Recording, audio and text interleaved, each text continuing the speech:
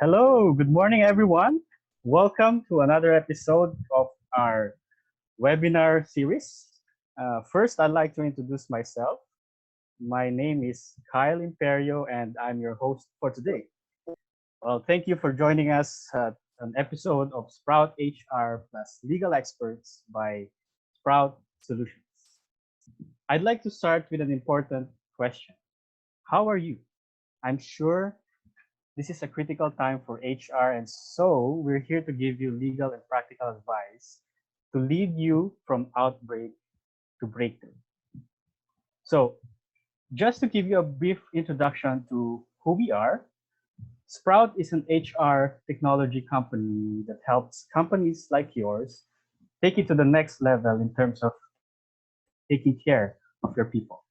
We provide systems and support for numerous things like recruitment, timekeeping, to payroll and analytics. And now we hope to help you lift up your team during this crisis.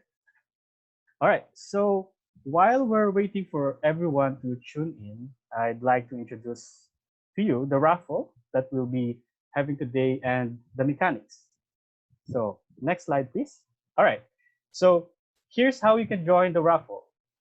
You have to collect all three keywords and get a chance to win a 500 peso Lazada gift certificate. All right. So here are the steps. First, collect all three keywords, and the keywords will be flashed on the screen throughout the seminar. So take note of that. And second, you have to follow our official Facebook page, which is at Sprout Solutions PH. All right. And then next, you have to comment all three keywords on the post pinned on our page or on the post containing this webinar video. And at the end of the session, we'll be announcing the lucky winner. And we'll be sending out the Lazada GC code through email also after the session before 3 p.m. All right. I hope you took note of that, and I hope for you to join the raffle. So, okay, let me introduce you the first keyword of our raffle. So fix your eyes on the screen. The first keyword is recovery. So again, the first keyword is recovery. So I hope you're able to see that. All right. So to continue, today we have very knowledgeable attorneys and consultants who are here to give you different tips on how to lead your company from outbreak to breakthrough. So later on, after the presentation, kindly prepare your questions for the Q&A portion, which is our fireside chat session, and ask them anything on your mind with regards to matters concerning our topic, which is flashed on the screen. So our topic for today is recovery plan, budgeting and financial forecasting for micro and SME. All right. So without further ado, I'd like to introduce our first speaker, Mr. Reynald Salvador. So Mr. Ray is a seasoned audit and risk management professional with 9 years of experience from various industries like IT, BPO, tech companies, manufacturing, real estate, financial institutions, and service companies. He performed a wide range of engagements from conducting audit in finance, IT, operations, compliance, and taxation, even to assisting companies in establishing the risk management procedures, including business continuity plans or BCPs, which is very timely for now. Oh, so I'd like to welcome Mr. Reynald Salvador. I'll be giving the mic to him. Thanks, Kyle, and good morning, everyone. So for today, we will share with you how you can start your recovery plan. So we divide it into two parts, wherein for part one, we will focus on the financial side or projecting how much financial resources will be required to jumpstart your operation or to break through from this outbreak. Next slide, please. Next slide, please. Okay. Let me start again with a quote. This one is from Benjamin Franklin. If you fail to plan, you plan to fail. As we know, proper planning is fundamental to success, and this emphasizes the importance of planning. And that if you don't plan, paradoxically, you are actually planning to fail. And with a lot of uncertainties that arise from this COVID pandemic, having a plan to respond respond to different events that could arise from this pandemic is no longer a nice to have, but a must have. Next slide, please. Okay. This pandemic really caught everyone by surprise, and that most investors dub it as the black swan of 2019. Oh, next slide, please. So what is a black swan? A black swan is it is an extremely rare event that can cause catastrophic damage to an economy. Though many will claim it should be predictable after the fact na. Just like what is currently happening in the news, some are saying that we can prevent this one. Even the US are also claiming that China should have reported 3 days earlier, even other countries or from European Union. So this can also be attributed to reliance with standard forecasting tools, wherein most of these tools are not designed to detect or to prevent this event. So another example of previous black swan events are the US financial crisis or crash last 2008 due to the housing market.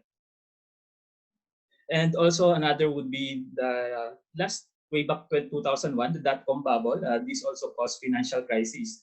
So for the pandemic naman, the most recent was the influenza A way back 1968. So from 1968 to 2020, that's also one of the reasons why some of the companies that don't look or detect much or provide importance as to the potential impact of pandemic, given that the most recent one that has a lot or has a great impact was way back 1968 pa. So COVID cases as of 9 a.m. today, we have around 2.5 million. For the PH as updated by DOH yesterday is 6,459 cases. That's this resulted to 170,000 deaths. For PH naman is 428.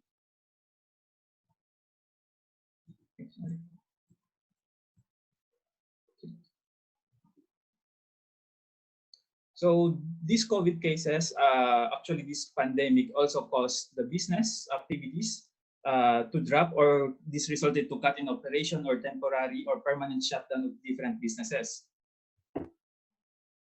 This also caused limited travel of movement, either domestic or international.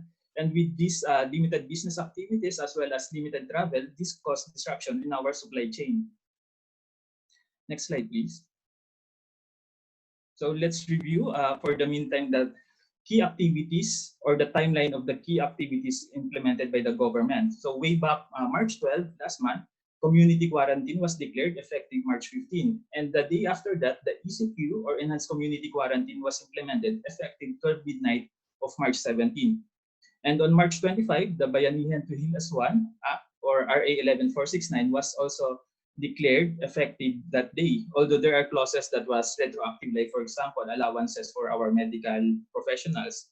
And also just first week of April or April 7, the extension of ECQ was extended to April 30. Now the big question or the biggest concern for everyone is what will happen after April 30. So currently we don't have an update yet. We were expecting that the government can shed us some ideas what will be implemented after April 30 yesterday, but unfortunately they're still looking at or planning for what will be implemented. But based on our current scenario, we can also already project what are the possible actions or programs that they will implement. There are those like modified community quarantine or just simply community quarantine. So next slide, please. Next slide, please.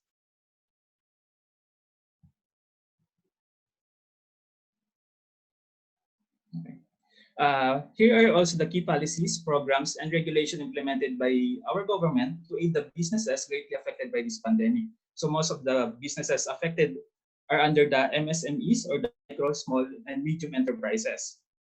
So they implemented the P3 ERF, which is a special financing program by the Small Business Corporation or SB of DTI for MSMEs affected by COVID-19. So this shall be used to help the enterprise stabilize or recover from its losses. So the micro can be provided of loan up to 200,000, while for small enterprises up to 500,000.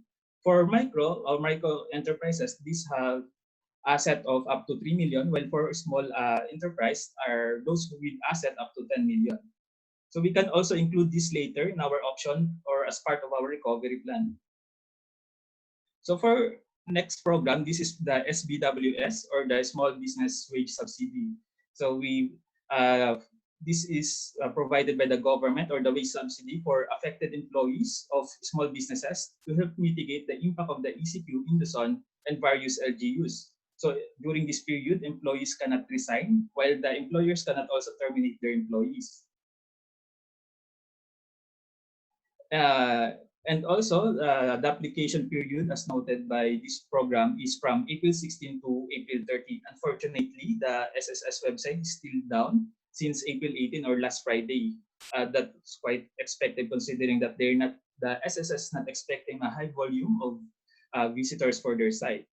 Another program is our Revenue Regulation number 10, or RR10 2020. This extended the statutory deadlines and timelines for filing and submission of document and payment of taxes pursuant to Section 4 Z of RA 11469, or Bayanihan to Hil as Act 1, as Bayanihan to Hil as 1 Act.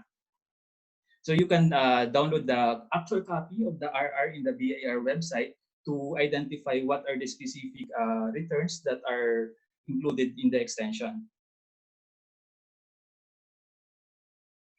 Next slide, please. Here's also the IRR for Section 4AA of Bayanihan to Hil as 1 Act. So in this IRR, it explains or implement a 30-day grace period for all loans with principal and or interest falling due within ECQ. So this also automatically extends the deadline of the if the deadline or if the ECQ is extended.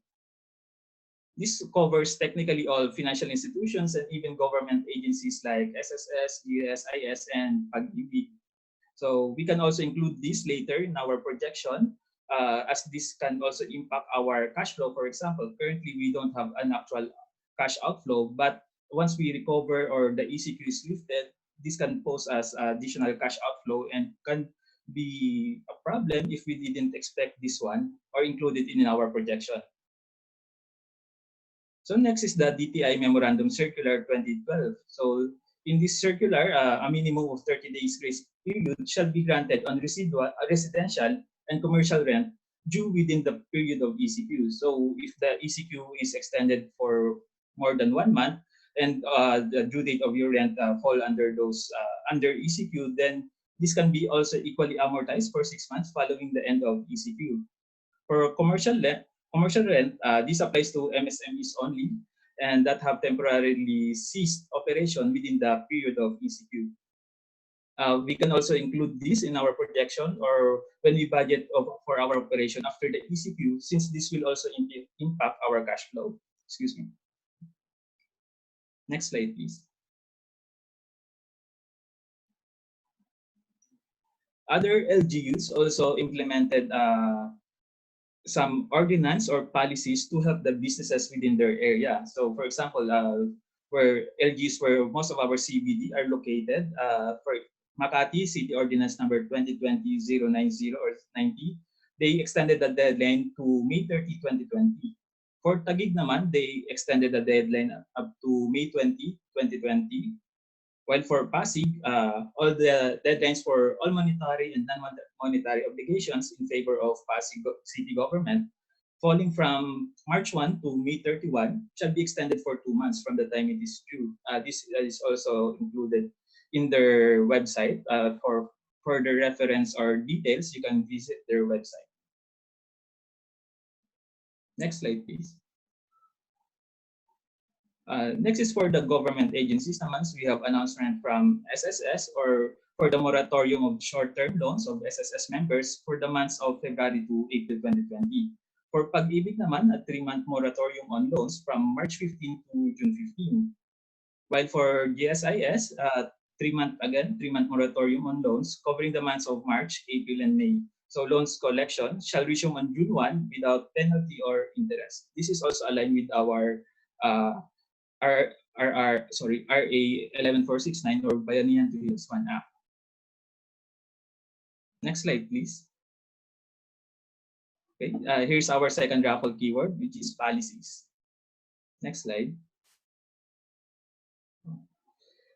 Next, let's quickly look at the business outlook and insights for Philippines and our neighboring countries. So here's the global economic outlook for 2019, as well as the projection for 2020 and 2021 from the IMF, or International Monetary Fund. So as noted here, the IMF is optimistic that we can bounce back economically from the impact of this pandemic.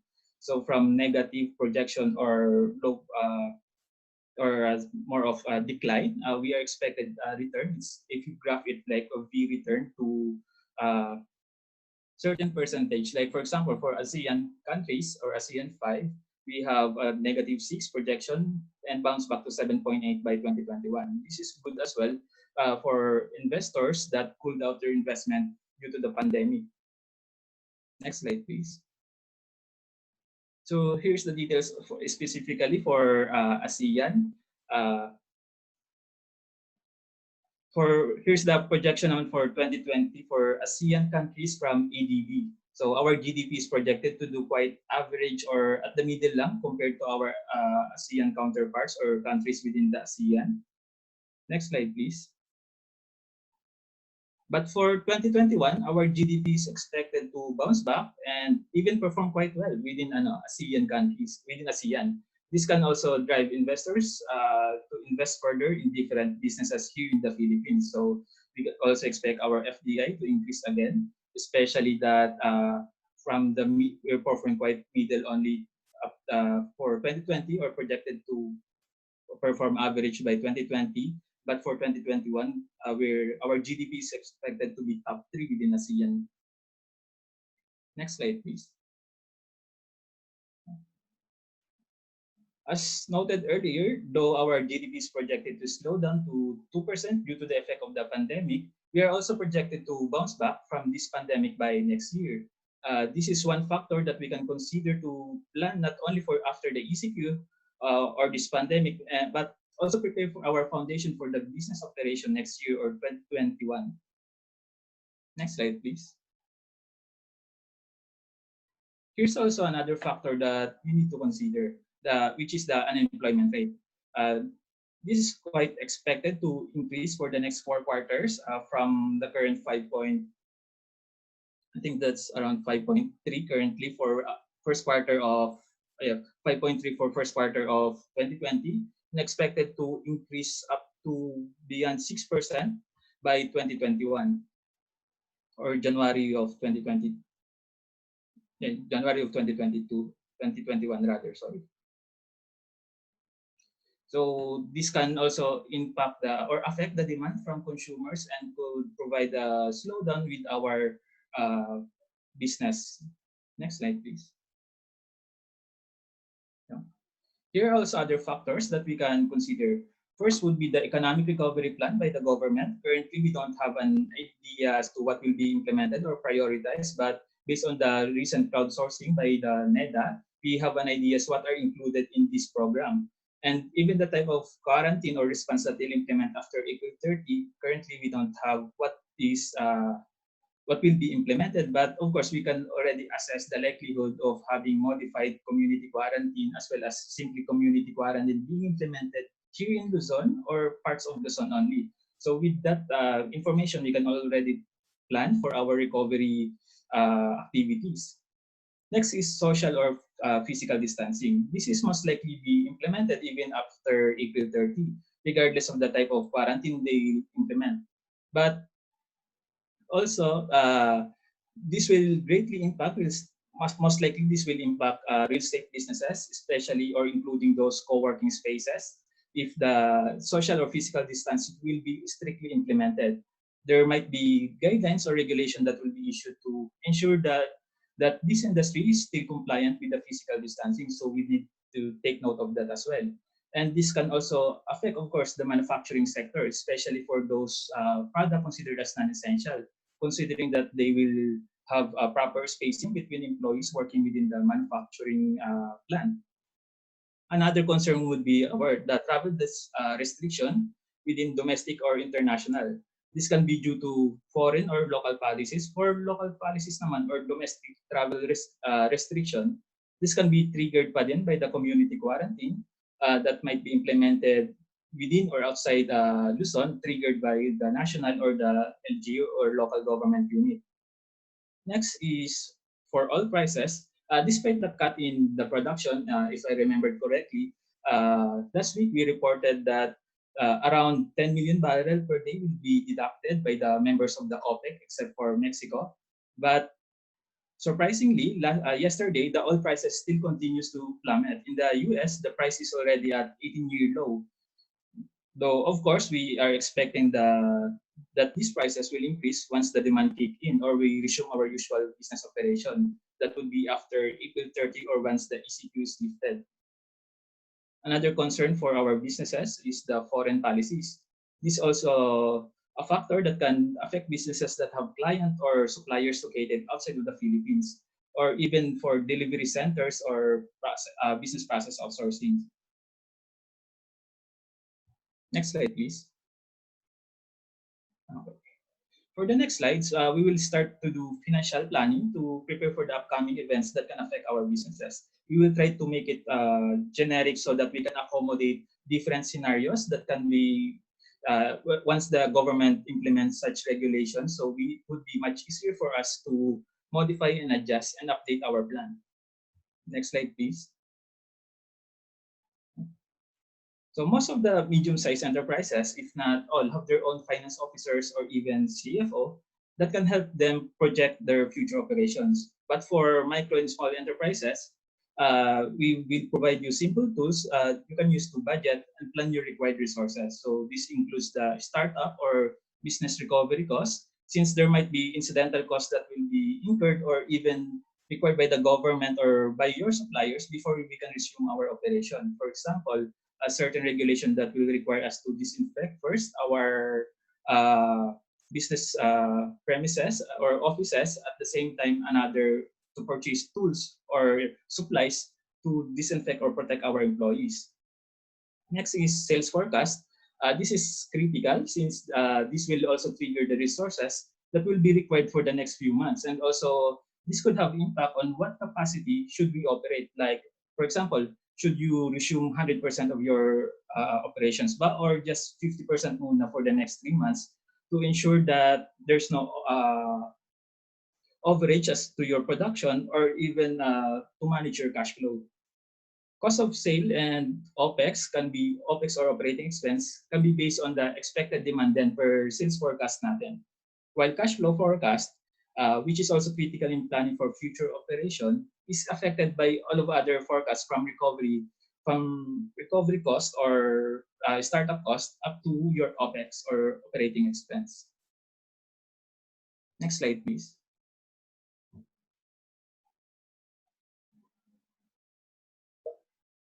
Here's a simple list of expenses that needs to be considered when starting up the recovery or resuming your business operation. Take note of the additional expense that might be required by the government before a business is allowed to resume. For example, as noted earlier, if your office premises will be required to be disinfected muna, or not only for your compliance, but also for the protection of your employees, as well as require supplies to sanitize the area. You need also to review past obligation, which can affect your cash flow. For example, yung rent natin, since we have a moratorium for rent payments as well as loans and utilities, once we resume our operation, we will be required to pay these. So how will it affect our budget or our cash flow then? As we move to new normal, you may want to consider or to start digital transformation or digitalize your operation or a portion of it. This is more to prepare for any uncertainties or contingency. For example, just like what happened when the government implement community quarantine, just a day or just after 2 days after its implementation, they already implement the enhanced community quarantine. So just to be prepared, one thing you can do to ensure that you can work remotely is to digitalize your copies. For example, if you were caught by surprise with the ECQ, you can start scanning your documents or hard copies so that if they increase again from, for example, modified community quarantine to ECQ again, you can work or have your employees work remotely na. So somehow you'll be prepared. And also, since we're moving to a new normal, most of the consumer or our customer or clients are being transitioned from actually going to your office or businesses to having it delivered. So what can you do or next step to ensure that you can also still capture these clients or consumers? You can may start to partner with different IT companies or tech companies that support these clients. For example, the Grab, you can partner with Grab so that your company or businesses can provide clients or deliver it to your consumer. Next slide, please. Next is sales forecast. Here's a simple tool you can use to project your sale and have a visibility to your overall performance for a certain period. You can have it by quarterly or yearly or even for the next 3 years. But the most critical would be the next remaining months of 2020 from May to December. Of course, for May, that would depend again on what the government will implement. Next slide, please. So here are some of the factors you need to consider depending on your size, industry, and market demand for when doing your or making your sales forecast. You can adjust or you need to adjust the target sales, either it be in units or for subscription, that would be the number of subscription, or for service, you can have it by projects based on the market demand. Although the problem is, although you can operate at 100% of your capacity, the question would be, does your client can still or will require still the same amount of product or service from your company? So you need to adjust them to manage your resources to either minimize loss or have to maximize the gain that you can have or your bottom line from these uncertainties or during this period. You can also create an optimistic, most likely or average, and pessimistic estimate of demand. This is just for you to ensure that, for example, you target an optimistic demand. So once that you have additional data or information that it's quite unlikely to meet this demand, you can trigger or reduce your operation at the same time your resources to manage your existing resources or cash flow. So you can set an upper and lower target that will also help you trigger to cut or expand your operation. For example, you're being more prudent in your operation. You only target the minimum, and based on your few days of operation or weeks of operation, you are seeing an increase in demand. So you can set up a trigger wherein to expand from 50% maybe to 75 and up to the 100% of your business operation. And lastly, based on this sales forecast, you can now budget for the inventory or required resources to meet this demand. Next slide, please. Next is for the cost of goods or services or cost of sale then. For this cost, you can consider the following and work as early as now with your bookkeeper or accountants or different department heads.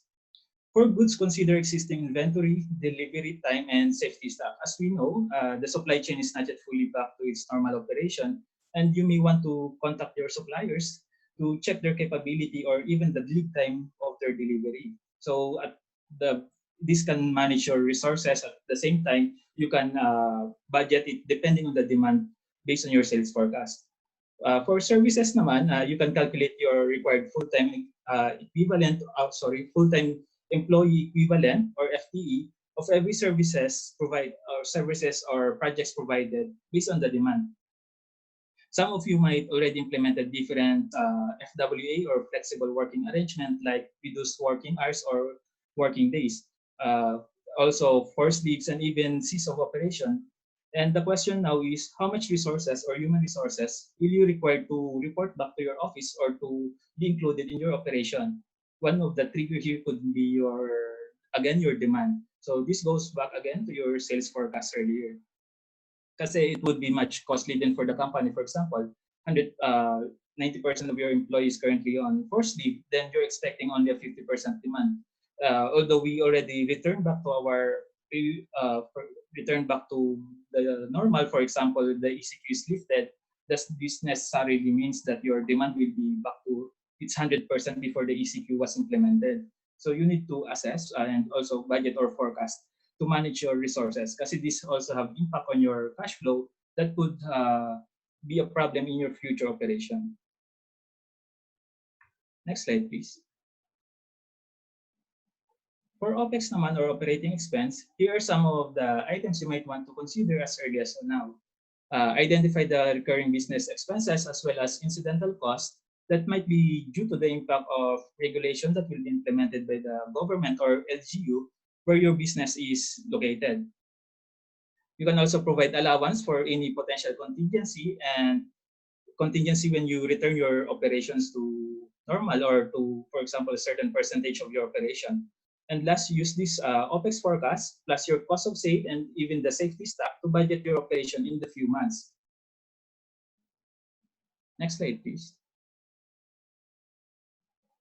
Here are some sample methods you can use, like direct and indirect method. And that would depend, of course, this would depend on the current setup in your processes or system. There's also another simple method that can be used not only by companies but also by individuals. Next slide, please. So here's another uh, more straightforward and simple method that you can do. This can also be applied on a weekly, unlike for direct and indirect method. Most of the time, this can be created every month after the books is already closed or the accounting books is closed. So again, reminders, rent during the ECQ period will be amortized for the 6 months. So this will be added in your regular rent. For example, if ECQ was lifted in May, so if your rent is 10,000, let's say 12,000, so the amortized for the past 2 months, 24,000 over 6. So that would be an additional 4,000 for your rent. So you need to pay 14,000 for the next few months. So you need to budget this one and include it in your cash flow. Next would be for loans, which is payable and due after the grace period. And most of this grace period will be from May to June if ECQ is lifted. So this again will have impact on your cash flow and could have problem, especially due to the slowdown in our business activities. Most of our suppliers might not or might be reluctant in providing credit terms to, and most likely they will offer cash basis for their supplies. And also the taxes, licenses, and permits, which will be payable based on the extended deadline. So most of these is around May to June, and even our annual income tax due or payable last April 15 for the original deadline, it will be due this coming May 30. So we need to prepare for that as well and include it in our cash flow. So after projecting your cash flow, if found to be lacking of financial resources, you may want to opt for the P3ERF discussed earlier, or loans for micro and small enterprises. Or you may also want to reach out to different financial institutions. The PSPs also implemented programs to ensure that the interest rates are quite manageable, especially during this period or the recovery period. Next slide, please.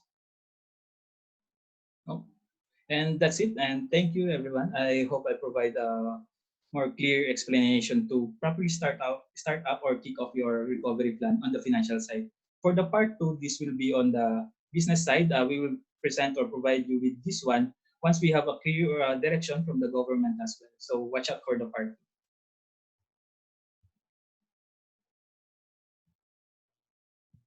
All right. Thank you, Mr. Reynald, for that very informative presentation. That is a very timely topic. Thank you. And for the participants, I hope you were able to pick up on the important points that our speaker shared. Hopefully, it will help you prepare your business to a stronger financial standing. So for those who have sent their questions in the chat room, don't worry. We'll be going through them in a while during the fireside chat session. All right. So next slide. All right. So we have our third raffle keyword. I hope everyone is paying attention now. So the third keyword is forecast. So again, the third keyword is forecast. So to recap, for those who are joining the raffle, the three keywords are first, recovery. The second keyword is policies. And the third keyword is forecast. All right, so to repeat that, first keyword is recovery. The second keyword is policies. And the third keyword is forecast. So join the raffle by following our Sprout FB page and comment these three keywords on the pinned post or the post containing this video. Okay, so the next portion of our event is our fireside chat. We'll have 15 minutes for this portion. And to participate, just type in your questions in the chat box. Some of you have put in your questions already. So, but first, let's welcome our panelists. Of course, first panelist that we have is our speaker, Mr. Reynald Salvador. Let's welcome him back. And our second panelist, let's all welcome Attorney Lester Ople.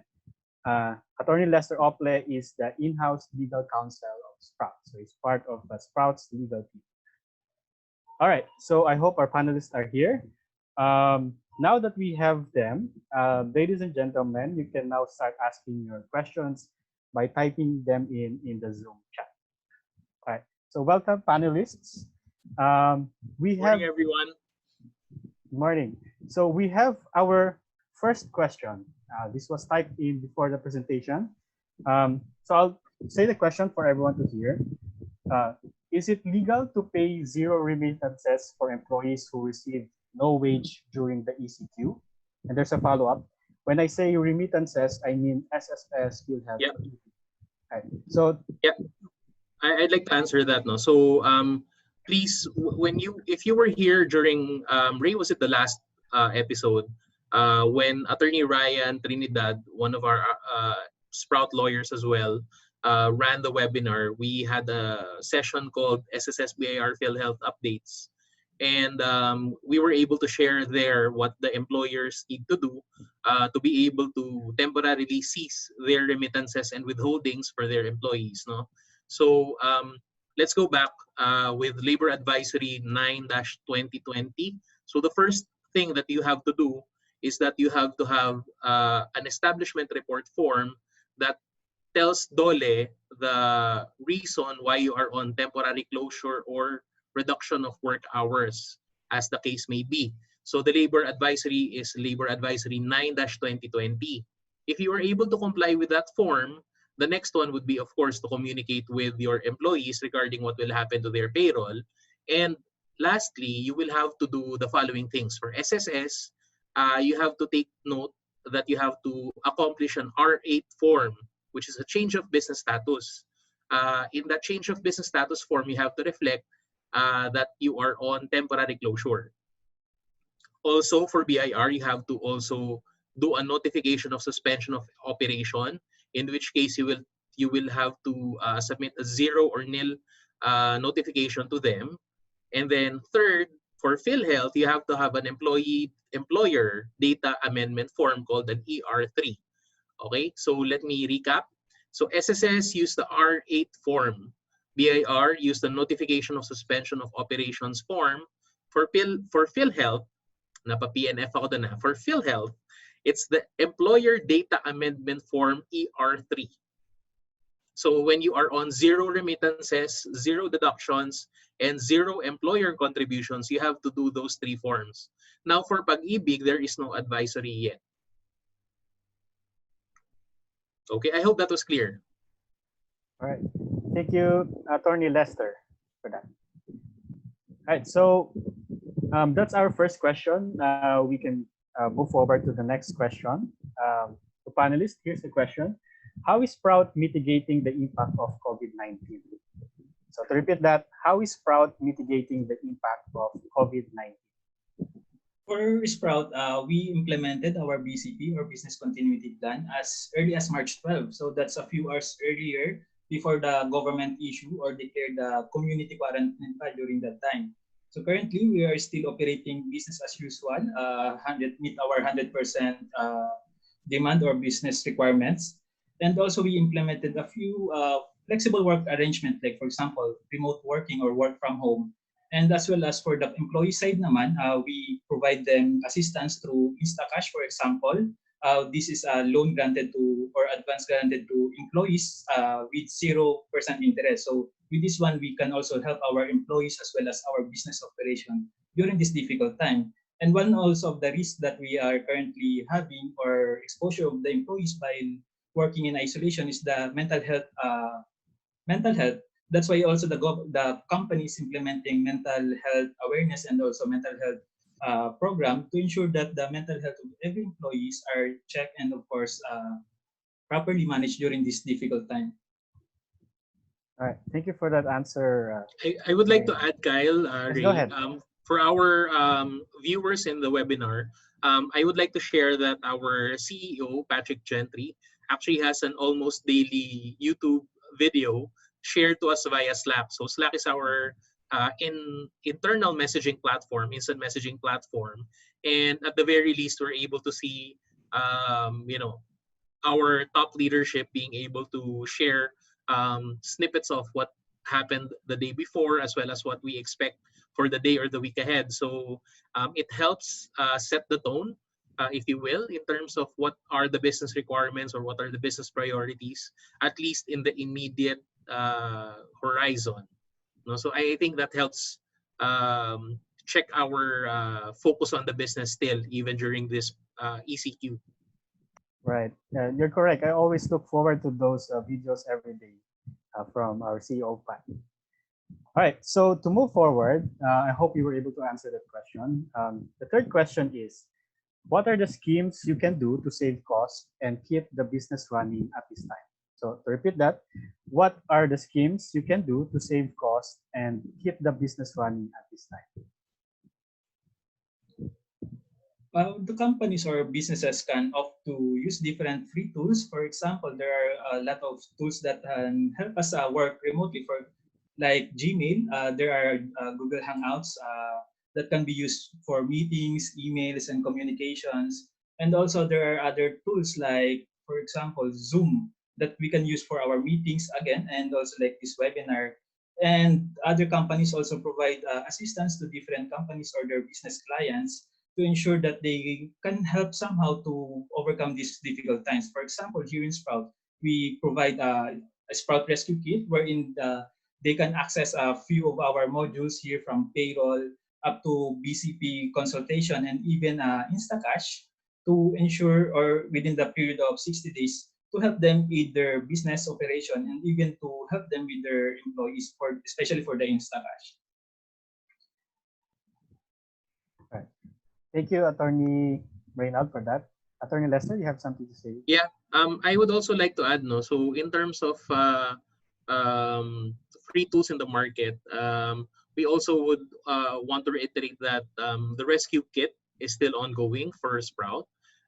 You know, the rescue kit is really a suite of products and services currently offered by Sprout, and you know, we hope that in our small way at Sprout, we're able to help the business community, you know.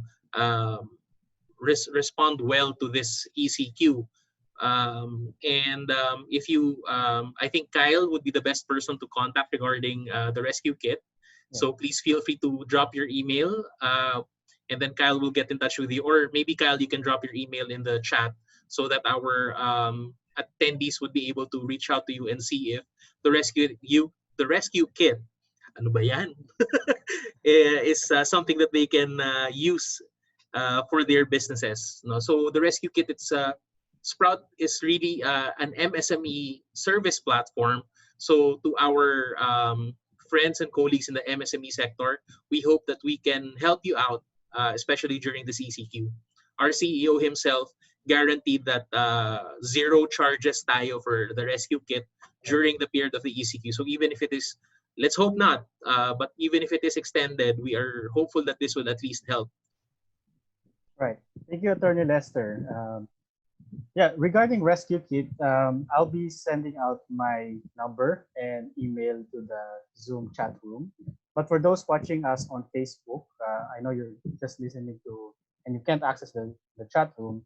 My number is 0915-483-6118. And my email is kyledanieli@sprout.ph. So you may contact me regarding the rescue kit, how we can help you, especially during this ECQ. All right. So next question.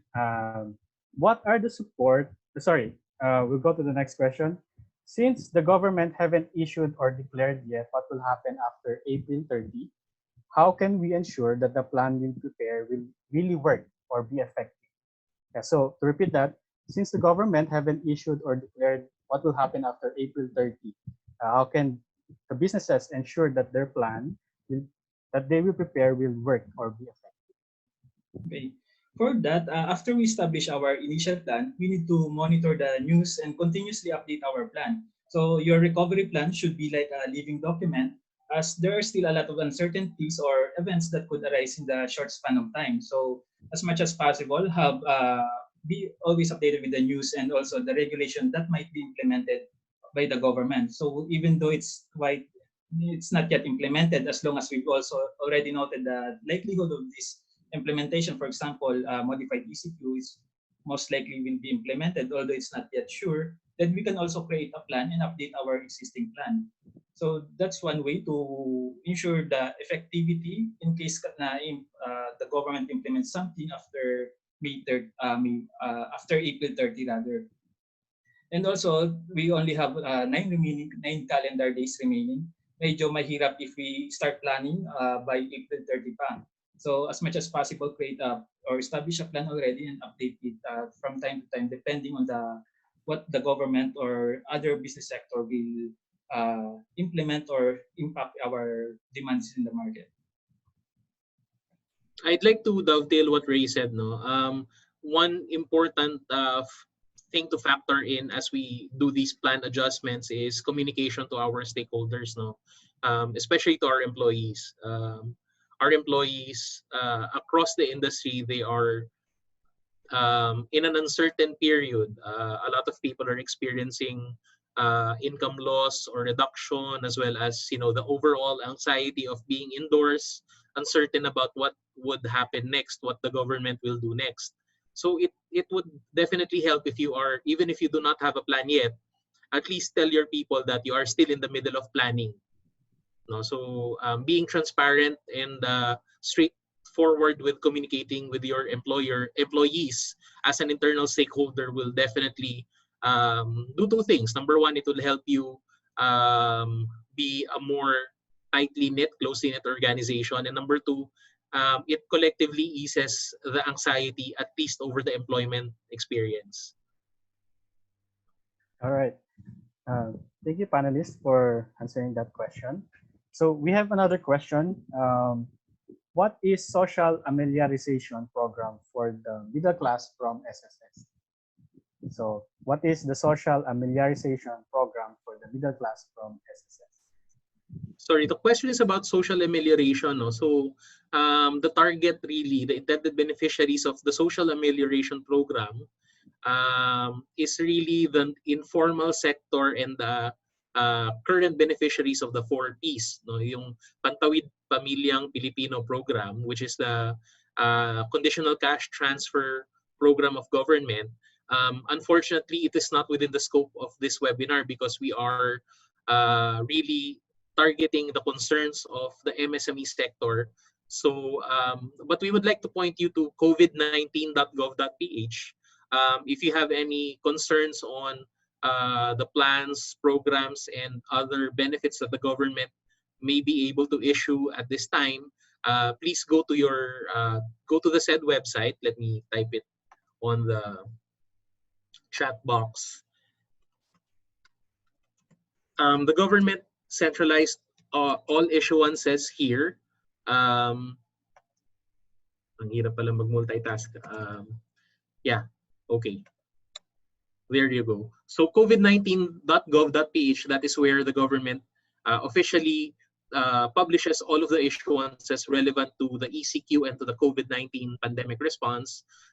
Please go through it, and definitely your local government units would have certain issuances unique to your LGU pertaining to how that would be distributed or the eligibility requirements. Just to share, no, there was a Facebook photo that was going around last night regarding a list of people in a particular barangay in Nueva Ecija, and then there were comments as to why they were not eligible. Like the comments were so funny, like there's this, eto OFW, eto taga kabilang barangay.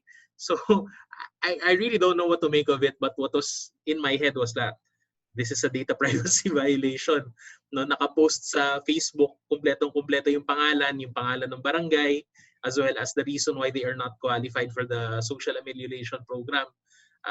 So let's hope that the overzealousness would not be rampant and ma-maintain pa rin yung compliance sa data privacy ng lahat ng tao when it comes to availment of these programs.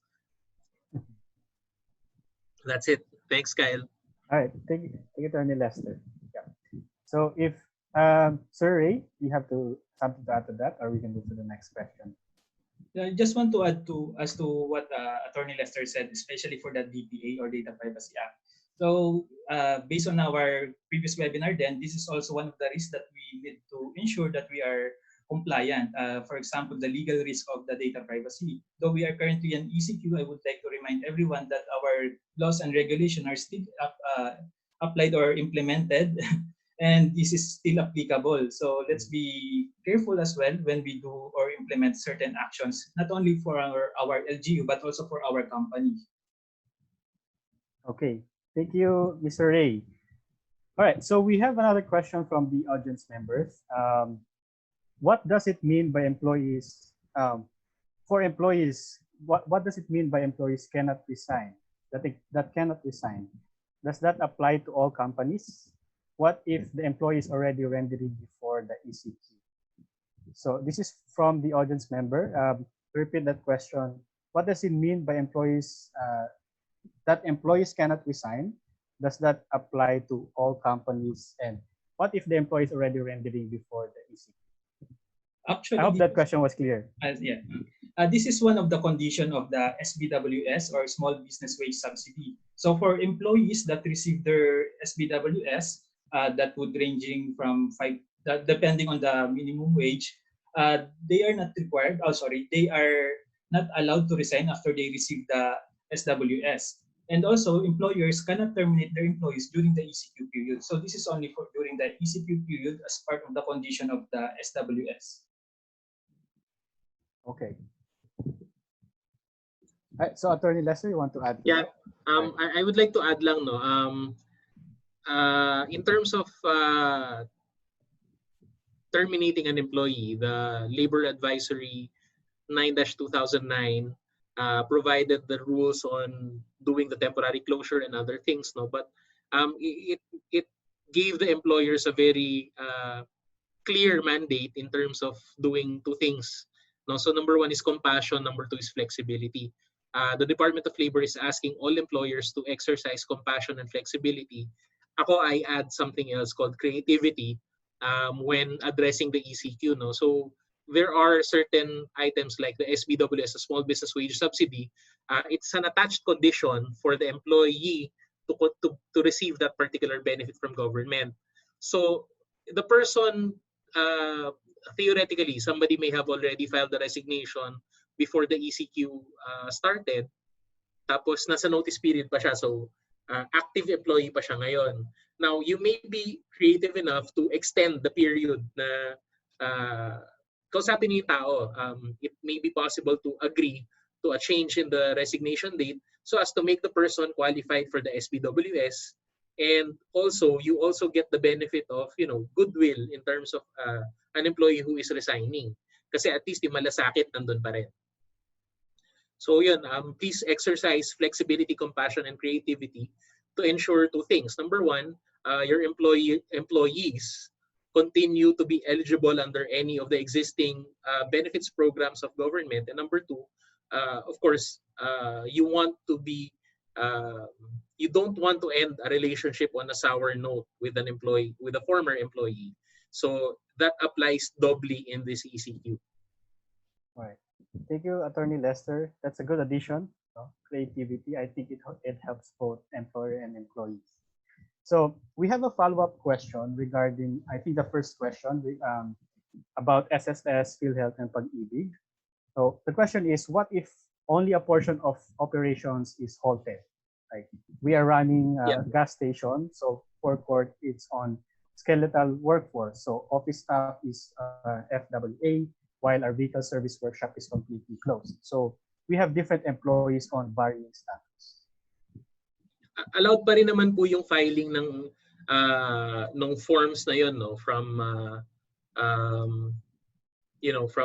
for SSS, BIR, and PhilHealth, no. So allowed pa rin yun, but if you go to the form, there's actually a listing of employees na kailangan yung i-report dun sa form na yun, no? So just make sure that your list is accurate.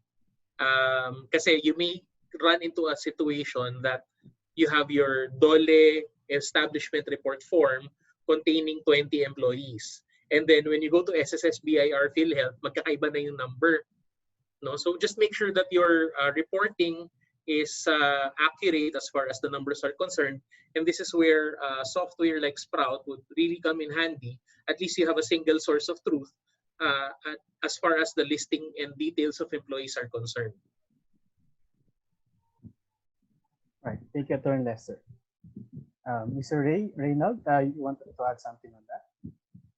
No, I think that's pretty much covered by Attorney Lester. So we need to report accurately to different agencies. So for example, for DOLE, as well as to different agencies like SSS, PhilHealth, and Pag-ibig. All right, thank you. All right, so in the interest of time, we'll be accommodating one last question from the audience members. So here's the question. What is the procedure for cutting manpower resources, if ever? This is the last thing that they want, but if push comes to shove, should we need to downsize, what is our recourse? I want to answer this in two parts. No, I think as Ray mentioned earlier, all of the existing laws, rules, and regulations have not been suspended. They continue to be operational. So the rights of all employees to due process, they are still there. No? So you still have to comply with the procedural requirements as well as the substantive requirements in order to be able to initiate an employer-initiated cessation of employment. That said, I think we need more than 5 minutes to talk about that. No, it might be a good idea for the attendee who asked that, Ma'am. I'm looking for it. Ma'am Vida Rodriguez. Ma'am, we would like to invite you to attend our next session. We will actually be talking about this. I think it's a very good segue because our next intended topic or planned topic for the webinar is how to legally ensure compliance with the due process requirements during the period of the ECQ. So please bookmark this page, this webinar, so that you will be able to attend this same time this Thursday. No? Thank you, Attorney Lester. Okay. Kyle, if I may, no, I just saw something. I just saw a question that I want to address regarding the electricity. To share to our webinar attendees, I used to be a staff at the Energy Regulatory Commission, so I would like to answer this question. With respect to rental, no, so you have two things on rent. The question is with regard to electricity cost and water included in the rental due of landlords, should we assume that it will be amortized to 6 months? You have two things here, no?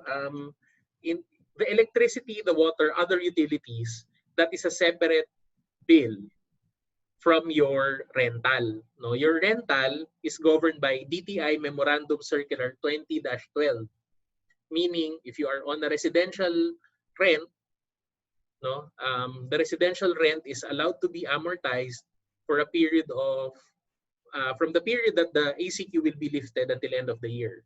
That's for residential rental. For commercial rental, there are two options. Number one, total partial waiver. In which case, this is what is being implemented by the malls. So yung mga malls walang commercial rent na sinisingil sa tenant ngayon because there is no revenue.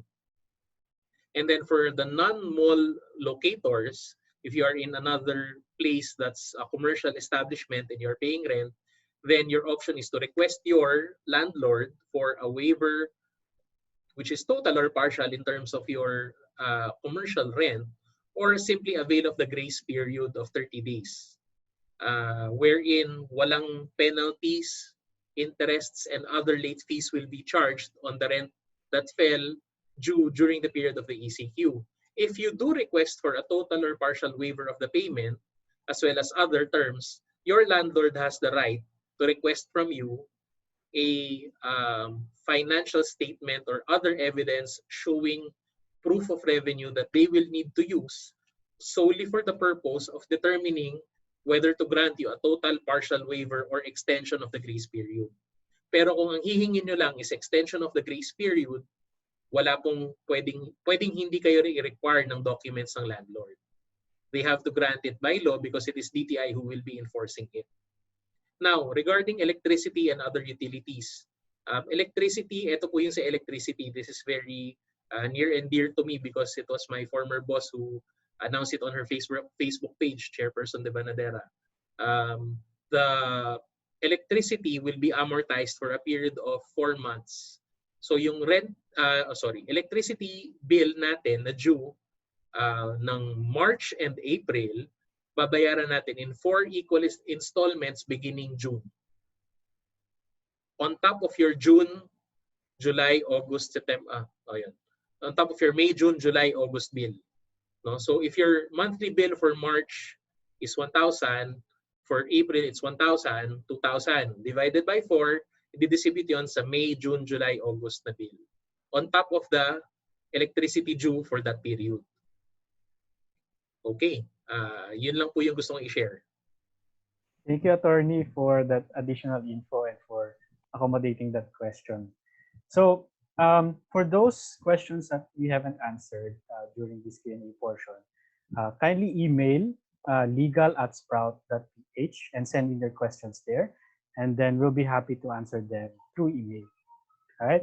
So again, if we haven't answered your questions now, kindly email your questions to legal@sprout.ph.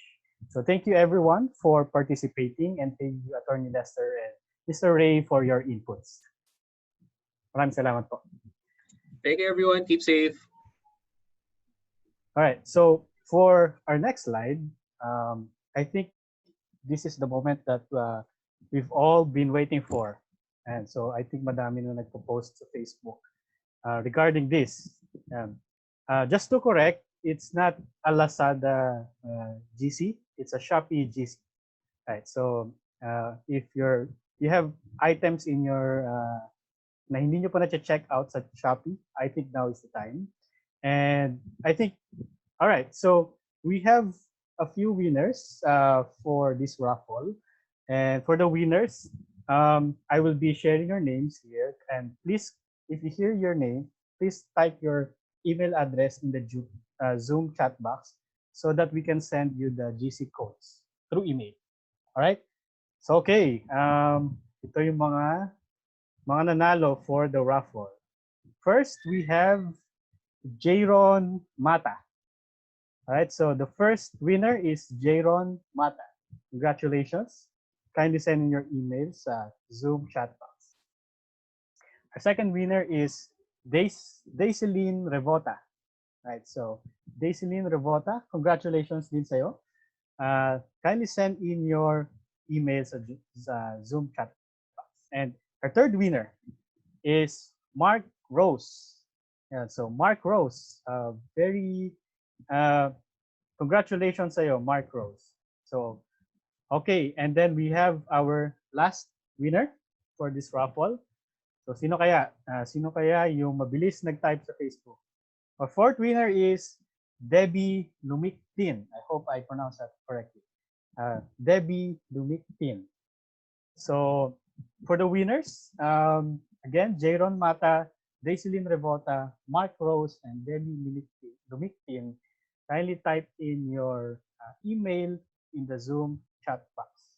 We'll be sending out your GC code through email. All right, so congratulations again for the winners. Yeah. So next slide. For those who have attended this webinar, if you wish to have e-certificates, here are the instructions to get them. So first, follow our Facebook page and then email a request to info@sprout.ph, info@sprout.ph, and please indicate your full name, the company that you work for, the company name, and your position. So if you want an e-certificate for attending this webinar, kindly email a request to the email flashed in the screen, info@sprout.ph. All right, so last reminder, and I think we are almost at the end of our session. Follow our social media pages and our hashtag OB with Sprout, Outbreak to Breakthrough with Sprout, so that you can be updated on our events and you can be updated on the news that we'll be sending out as well. So okay, so I have the email of some of the winners. For the rest who won, the GC, kindly send in your email in the Zoom chat box. So again, thank you everyone for participating. Thank you for the panelists and for our speakers. It was a very informative session.